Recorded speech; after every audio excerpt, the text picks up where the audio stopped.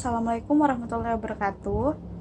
Eh, Kami dari kelompok 8 akan mempresentasikan hasil diskusi kami mengenai hukum internasional. Saya Jasmine Ardina Farhani dengan NIM 007. Lalu ada teman saya yaitu Ahmad Hilmi dengan NIM 011. Lalu ada Arofah Kurnia dengan NIM 026, Haslinda 028, dan Cindy Ayu 048. Di sini saya Jasmine Adina Farhani akan membahas tentang pengertian hukum internasional. Pengertian hukum internasional sendiri ada dua, yaitu satu, hukum bangsa-bangsa, hukum antar bangsa atau hukum antar negara. Hukum antar bangsa atau hukum antar negara menunjukkan pada kompleks kaidah dan asas yang mengatur hubungan antar anggota masyarakat, bangsa-bangsa atau negara. Yang kedua adalah pengertian hukum dari Profesor Dr. Mukhtar Kusumaatmadja yang mengatakan bahwa hukum internasional adalah keseluruhan kaidah-kaidah dan asas-asas yang mengatur hubungan atau persoalan yang melintasi batas-batas negara, antar negara dengan negara, negara dan subjek hukum negara lainnya. Lalu yang kedua yang saya ingin bahas adalah bentuk hukum internasional.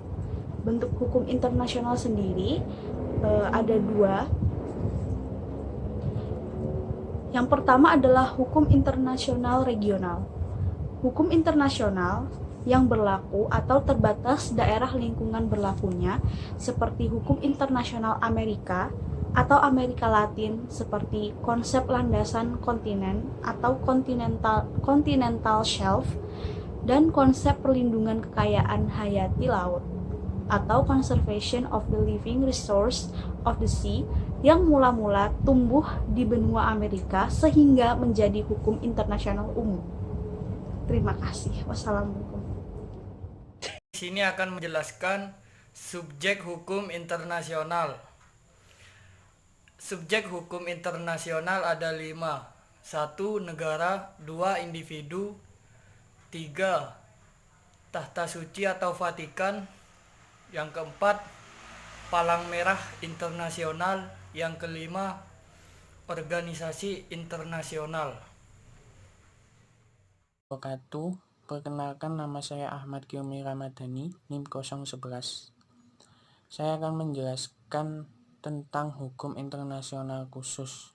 Hukum internasional dalam bentuk kaidah yang khusus berlaku bagi negara-negara tertentu seperti Konvensi Eropa mengenai HAM sebagai cerminan keadaan, kebutuhan, taraf perkembangan, dan tingkat integritas yang berbeda-beda dari bagian masyarakat yang berlainan. Berbeda dengan regional yang tumbuh melalui proses hukum kebiasaan. Selanjutnya, asas-asas hukum internasional. Asas-asas hukum internasional dibagi menjadi 3, yaitu 1. Asas teritorial. Menurut asas ini, negara melaksanakan hukum bagi semua orang dan semua barang yang berada dalam wilayahnya. 2. Asas kebangsaan. Menurut asas ini, setiap warga negara dimanapun dia berada tetap mendapat perlakuan hukum dari negaranya. Asas ini memiliki kekuatan ekstrateritorial, artinya hukum negara tetap berlaku bagi seorang warga negara walaupun ia berada di negara lain. 3. Asas kepentingan umum. Menurut asas ini, negara dapat menyesuaikan diri dengan semua keadaan dan peristiwa yang bersangkutan paut dengan kepentingan umum. Jadi, hukum tidak terikat pada batas-batas wilayah suatu negara. Saya akan menjelaskan tentang sumber hukum internasional. Sumber hukum internasional dapat dibedakan menjadi dua, yaitu sumber hukum material dan sumber hukum formal. Menurut pasal 38 Piagam Mahkamah Internasional, sumber hukum formal terdiri dari 1. Perjanjian internasional, yang kedua, kebiasaan-kebiasaan internasional yang terbukti dalam praktik umum dan diterima sebagai hukum. Yang ketiga, asas-asas hukum yang diakui oleh negara-negara beradab.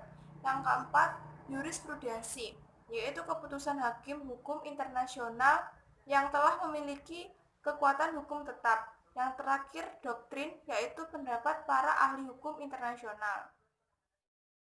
Selanjutnya, masyarakat dan hukum internasional. Yang pertama, adanya masyarakat internasional sebagai landasan sosiologis hukum internasional.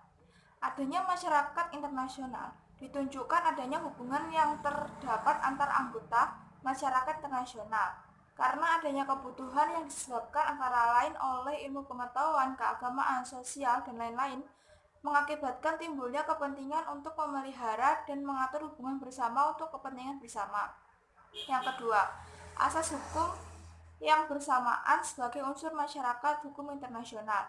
Suatu kumpulan bangsa untuk dapat benar-benar dikatakan suatu masyarakat hukum internasional harus ada unsur perekat, yaitu adanya asas kesamaan hukum antara bangsa-bangsa di dunia ini.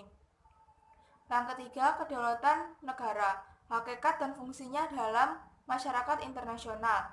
Yang keempat, masyarakat internasional dalam peralihan, perubahan-perubahan dalam peta bumi politik, kemajuan teknologi, dan struktur masyarakat internasional. Perubahan kedua ialah kemajuan teknologi.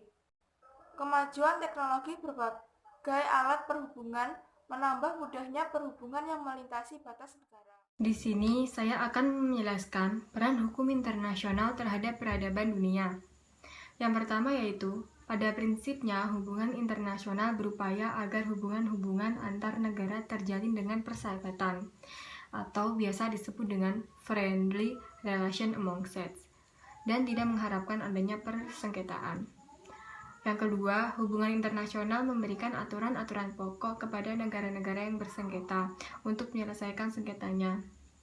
Yang ketiga, hubungan internasional memberikan pilihan-pilihan yang bebas kepada para pihak tentang cara-cara prosedur untuk menyelesaikan sengketanya. Dan yang terakhir, hubungan internasional modern semata-mata hanya menganjurkan cara penyelesaian secara damai. Dan itulah presentasi video dari kami. Apabila ada tutur kata yang salah, kami mohon maaf. Wassalamualaikum warahmatullahi wabarakatuh.